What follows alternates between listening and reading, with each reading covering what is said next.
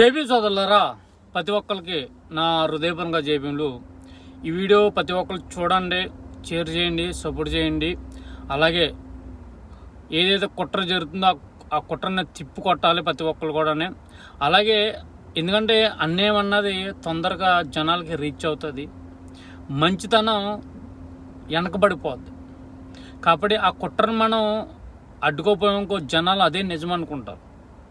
కాబట్టి గత కొన్ని సంవత్సరాల నుంచి ఈ భారతదేశంలో ఎవరి మీద జరగలేని కుట్రలు కానీ అన్యాయం కానీ ఒక్కరి మీదే జరుగుతుంది. అది ఎవరి మీద అంటే బాబాసాహెబ్ అంబేద్కర్ మీద. ఆయన మీద ఈ సోషల్ మీడియా తెలియకముందు, ఈ సోషల్ మీడియా రాకముందు ఒక కులానికి అంకితం చేశారు, ఒక కులానికి అంకితం చేశారు, దూరం పెట్టారు. అన్ని కులాలకి ఓన్ చేసుకొని చేయకుండా దూరం పెట్టారు. ఎందుకు పెట్టారంటే ఎక్కడైతే అంబేద్కర్ గారి ఆలోచన విధానం పాటిస్తారో మతోన్వాదులకి 5 ఏళ్ళు లోపలికి వెళ్ళం, ఈ 5 ఏళ్ళు లోపలికి వెళ్ళం. ఆయన సిద్ధాంతం కనుక భారతదేశం అంతా పాకితే, ఆయన ఆలోచన విధానం ముందుకెళ్తే కనుక ఈ మతోన్వాదుల్ని తిప్పు కొడతారని ఈ మతోన్వాదులు గత కొన్ని సంవత్సరాల నుంచి కుట్రలు వేస్తూనే ఉన్నారు. ఈ సోషల్ మీడియా మహిమ వల్ల ప్రపంచంలో ఉన్న ప్రజలందరూ కూడా తెలుసుకుంటున్నారు. అలాగే భారతదేశంలో ఉన్న ప్రతి యువత, మహిళ, ప్రతి ఒక్కరు కూడా, ప్రతి కులం కూడా తెలుసుకుంటుంది. ఆయన్ని ఓన్ చేసుకోవడానికి ఆయన ఒక్క కులానికి సంబంధించిన వ్యక్తి కదా, ఆయన ఒక్కొక్క కులానికి చేయలేదు అని తెలుసుకుని ఈరోజు ప్రతి కులం, ప్రతి మతం కూడా ఆయన ఓన్ చేసుకోవడానికి చేస్తుంటే, అది వీళ్ళకి ఎక్కడ దగ్గర అయిపోతాడో ఆయన ఆలోచన విధానం, ఆయన ఎక్కడ దగ్గర అయిపోతారని కొత్తగా మతోన్వాదులు వాడుతున్న గేమ్ అంటది. మతోన్వాదులు ఆడుతున్న గేమ్ ఏంటంటే అమరా ప్రసాద్ గారిని పాము కింద ఎదరికి తీసుకొచ్చి, ఆయన్ని ఎందుకు తీసుకున్నాడంటే అదే వర్గంలో, అంటే అంబేద్కర్ గారికి ఏవైతే వర్గం అయితే కట్టిపెట్టారో అదే వర్గం నుంచి సంబంధించిన వ్యక్తి ఎవడైనా ఉన్నాడంటే అమరా ప్రసాద్ గారు. వీడు 2 రాష్ట్రాలకి ఉగ్రవాదం, అంటే ఉగ్రవాదం ఎందుకంటే ఉగ్రవాద ఆలోచనలన్నీ, ఉగ్రవాద మొత్తం మైండ్ సెట్ అంతా వీడి దగ్గర ఉంది. మొత్తం ఈ రాష్ట్రంలో ఆ రాష్ట్రంలో చెడు పుట్టిన వాడు ఎవడైనా ఉంటాడు అమరా ప్రసాద్ గారు. ఈ వెనకాల ఉన్న బ్యాచ్, ఈ బ్యాచ్ పని ఏంటంటే వీళ్ళు అంబేద్కర్ మీద ఇష్టం కక్కకపోతే వీళ్ళు 5 ఏళ్ళు వెళ్ళలేదు, వెళ్ళవు కూడా.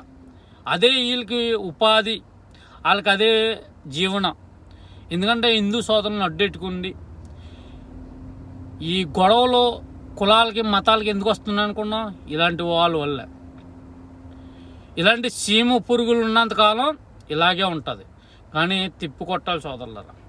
ఓకే, అంబేద్కర్ మీద రాయడం తమ్ముడు అంటే కనుక తప్పులేదు.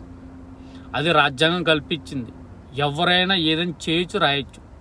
కానీ నిజాలు తీసుకొచ్చి రాస్తే దానికి ఎవడో అడ్డెట్టుకోడు. కానీ కొన్ని కోట్ల జీవితాలు వెలుగు నింపిన మహానుభావుడు, ఈ భారతదేశాన్నే శతాదిశ మార్చిన మహానుభావుడు. అలాంటి మహానుభావు మీద శివాకులు పెలాకులు వేస్తుంటే ఎవడు ఊరుకుంటాడో? ఈరోజు ఎక్కడైతే ఆయన అవమానపడ్డాడో, ఎక్కడైతే ఆయన వ్యవస్థకు గురవ్వాడో అక్కడే ఆయన రాజ్యాంగం రాసి ఈరోజు భారతదేశం ఉన్న ప్రతి కులానికి, ప్రతి మతానికి సమాన హక్కులు కల్పించి ఇంకా అవమానపడుతున్నాడు ఆయన. కానీ ఇతర దేశాలు, ఇతర రాష్ట్రాలు, ఇతర కంట్రీలు ఆయన పూజించుకుని ఆయన పుట్టిన రోజునే జ్ఞాన శిఖరంగా పెట్టుకుని అక్కడ ఆయన ఆరాధించుకుంటున్నారు. కానీ మన భారతదేశంలో ఈరోజు ఇంకా అవమానపడుతున్నారు ఈ మతోన్వాదులు. ఆ మతోన్వాదులు ఎందుకు అవమానపడుతున్నారంటే అంబేద్కర్ గారు ఓడైపోతారో, ఈ ప్రజలు ఆయన్ని దగ్గర తీసుకుంటే మన పని అయిపోద్ది అని కుట్ర చేస్తున్నారు. సోదరులారా, మనకి ఇప్పు ప్రమాదం తోరుకొస్తుంది. ఈ భారతదేశంలో అంబేద్కర్ ఆలోచన, అంబేద్కర్ రాసిన రాజ్యాంగం లేకపోతే అణగారు వర్గాలన్నీ మళ్ళీ వెనకబడిపోయి చితికిపోతాయి. అదే చిన్నకి మతోన్వాదులందరూ కుట్ర పన్ని చేస్తున్నారు సోదరులారా. వీడు కల్పిత బుక్ రాస్తున్నాడు.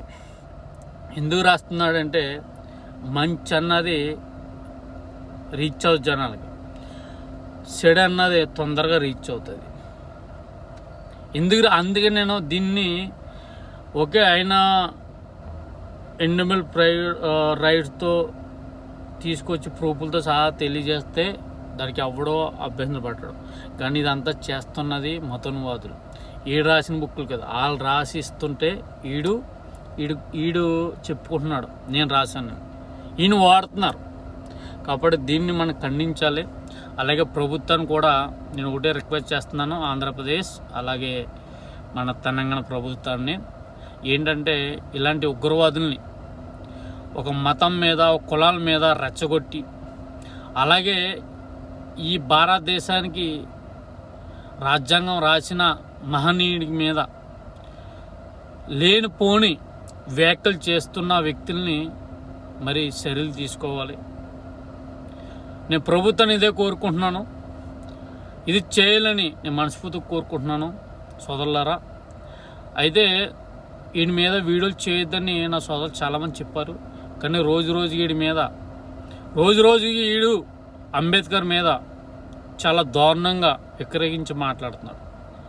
కాబట్టి ప్రతి ఒక్కరు అర్థం చేసుకోండి. అలాగే వీడి చరిత్ర గురించి నేను తెలుసుకుంటున్నాను. వీడు ఎలాగొచ్చాడో, హిందువుల్ని ఎలాగ అడ్డెట్టుకుంటున్నాడో, హిందువులో ముందు ఏ విధంగా ఉండేవాడు వీడు, ఈ చరిత్ర గురించి నేను తెలుసుకుంటున్నాను. ప్రతి ఒక్కరు కూడా ఈ చరిత్ర గురించి తెలియజేస్తాను. వీడి ఉగ్రవాది ఆలోచనలు కూడా తెలియజేస్తాను సోదరులారా. ప్రతి ఒక్కరు కూడా ఇలాంటి ఉగ్రవాద ఆలోచనలు ఎన్నో వాళ్ళని తిప్పుకొట్టాలని మనస్ఫూర్తి కోరుకుంటూ మీ రాజ్ కుమార్. జై భీమ్, జై భారత్. భారత రాజ్యాంగం వద్దిల్లాలి, అంబేద్కర్ ఆలోచన విధానం వద్దిల్లాలి. జై భీమ్, జై భారత్.